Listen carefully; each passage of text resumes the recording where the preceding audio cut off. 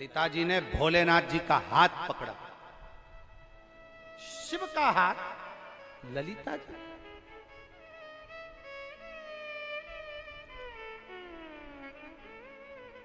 इस कथा को सुनने के बाद लोगों के मन में बहुत सारी भ्रांतियां भी आई, बहुत भ्रांति। ललिता जी ने शिव जी का हाथ पकड़ लिया? हाँ, ललिता जी ने, हाँ।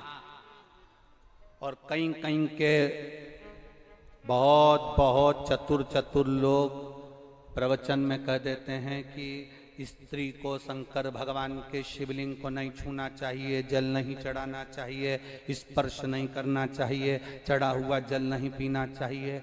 उन विद्वानों को ये कथा सुन लेना चाहिए कि ललिता जी ने शंकर भगवान का हाथ पकड़ा।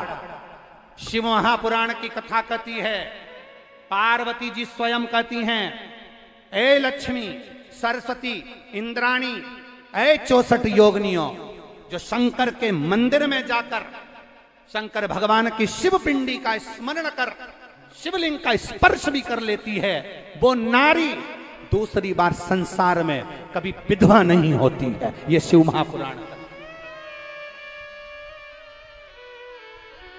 वो नारी कभी बेधव्य नहीं हो सकती जो शंकर की भक्ति में डूबी हुई। कोई कहते हैं महाराज जी, क्या विधवा नारी सोमवार व्रत कर सकती है? क्यों नहीं?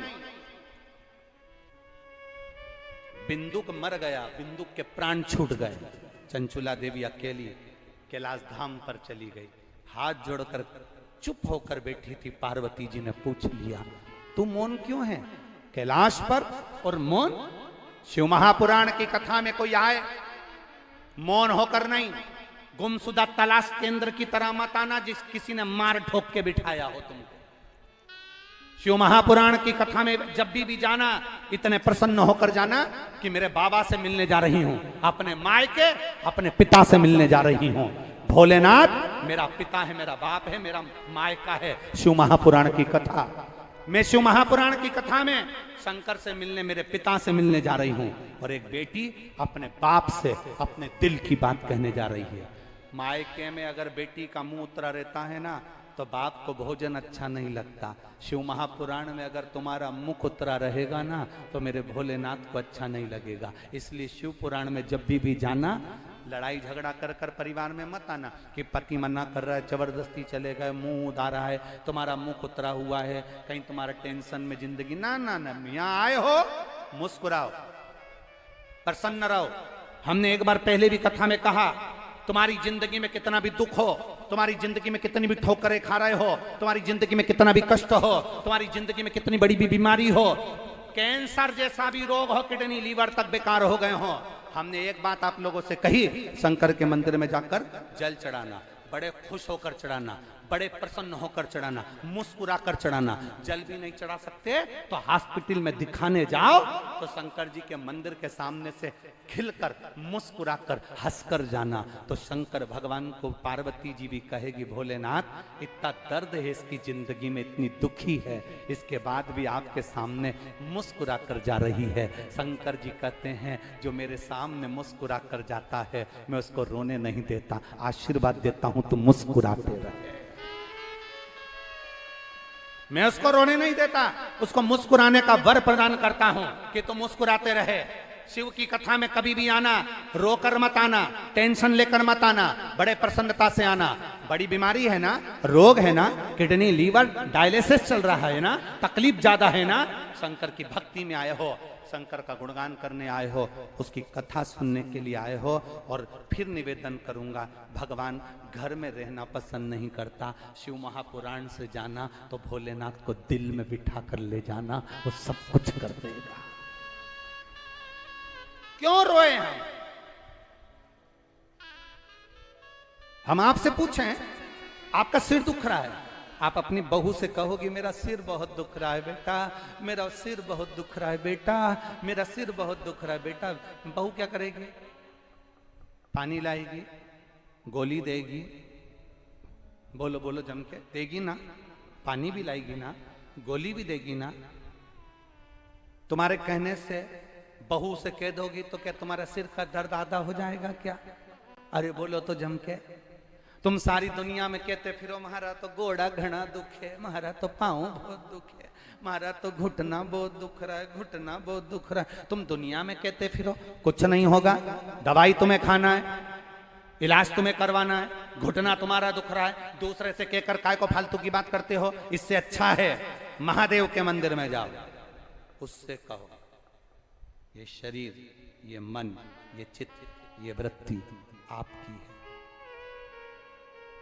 समय शरीर तेरा।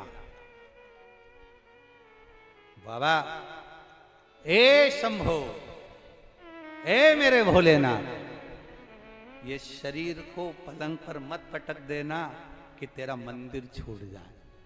मरते दम तक इस शरीर को मंदिर तक आती रहूं ऐसा बना कर रखना, वो समझ जाएगा, बीमार नहीं पटकना।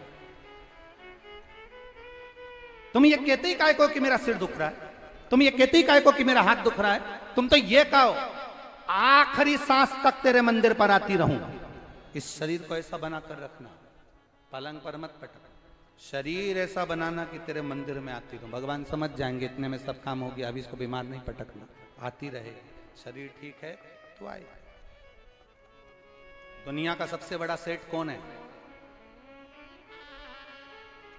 अरे बोलो रे, जम के बोलो जरा। दुनिया का सबसे सेठ व्यक्ति कौन? जिसके पास में बंगला है वो सेठ है। अरे बोलो जम के। जिसके पास 4-5 गाड़ियां हैं वो सेठ है। जिसके पास सोना चांदी 2-2, 4-4, 5-5 किलो है वो सेठ है। जिसके घर में बेटे बहू सब कुछ है वो सेठ है। दुनिया का सबसे सेठ, दुनिया का सबसे अमीर व्यक्ति वो है जिसके घर में एक भी दवाई गोली नहीं है, वो दुनिया का सेठ है।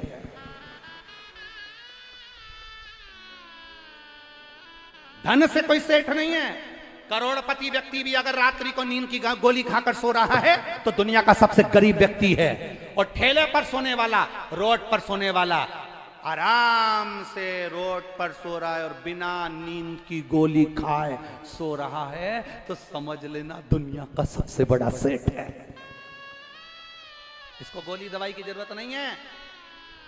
सोने चांदी की अंबानियां लगी है, 4-4 4 व्हीलर गाड़ियां हैं, डनलप का गद्दा बिछा है, एसी का रूम है, दूध का गिलास दरवाजे पर है, सब कुछ घर में सुख है। और रोज सोने से पहले 4-5 गोलियां खाकर सोना पड़ रहा है, तो तुम सेठ नहीं हो, तुम बहुत अमीर नहीं हो, तुम बहुत गरीब हो। शिव पुराण कहती है प्रथम सुख, बोलो बोलो जम के बोलो, प्रथम सुख निरोगी का।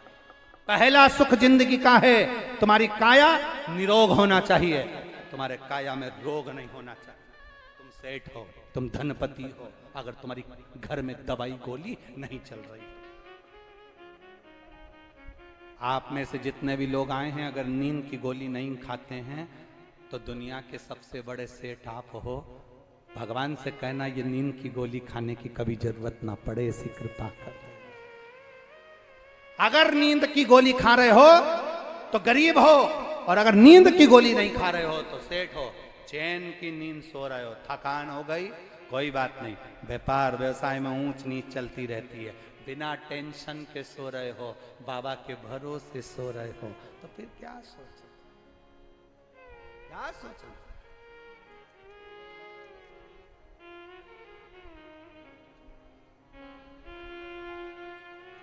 क्या विचार कर तो कहे महाराज हम तो बाबा के